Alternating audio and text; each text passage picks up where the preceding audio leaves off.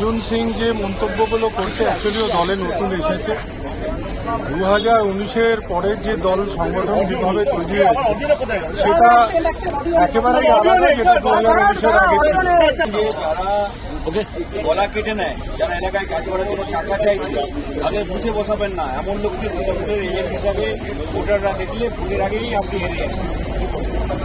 Actually Arjun Singh 2019-এর পরে অভিষেক বন্দ্যোপাধ্যায়ের নেতৃত্বে সেনাপতি হিসেবে সে দলের সংগঠন উনি ধরেছেন।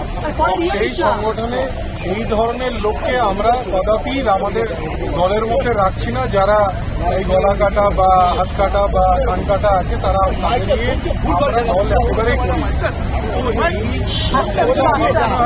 দলের কোনো মঞ্চে হওয়া উচিত না। আর আমার ব্যক্তিগত কথা হচ্ছে যে দলকে আমি জানাবো যে কোনো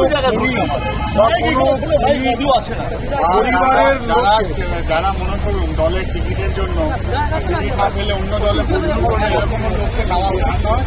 আবার যে পরিবারে খুনি থাকবে আর সেই পরিবার থেকে এটাও আমরা বলবো।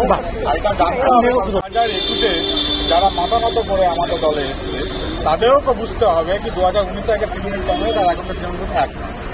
আমি ব্যক্তিগত বলবো, দলের কাছে আবেদন রাখবো, দলের উচ্চ নেতৃত্বের কাছে, যে খুনি বা খুনি পরিবারদের কোনো মতেই যেন দলে না রাখা হয় আর তাদের যেন কোনো টিকিট দেওয়া না হয়। এটা আমার ব্যক্তিগত আবেদন দলের কাছে। অর্জুন সিং কি খুনির পরিবার? 100 বার। তার ভাইপো তো এখন জেলে রয়েছে বিকি যাদবের খুনে, এবং এর আগেও অনেকগুলো খুনের মামলায় চার্জশিট আছে অর্জুন সিংয়েরও বিরুদ্ধে।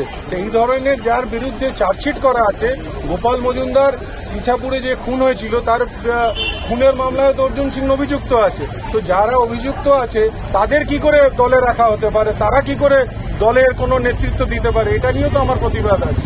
এবং দল যে সিদ্ধান্ত নিয়েছে সেটা দলের অভ্যন্তরীণ ডিসিশন, সেটা নিয়ে আমি কোনো কথা বলবো না। দলের সাথে আছি, কিন্তু দলের কোনো লোক যদি কাউকে দলেরই লোককে খুন করায় তার প্রতিবাদে কালকেও বলেছি, আজকেও বলছি, কালকেও বলবো।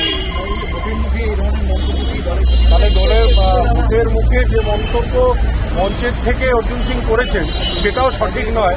যে গান কাটা কাল কাটা, দলের কোনো গান কাটা কাল কাটা এগুলো কাউকে রাখা হয় না।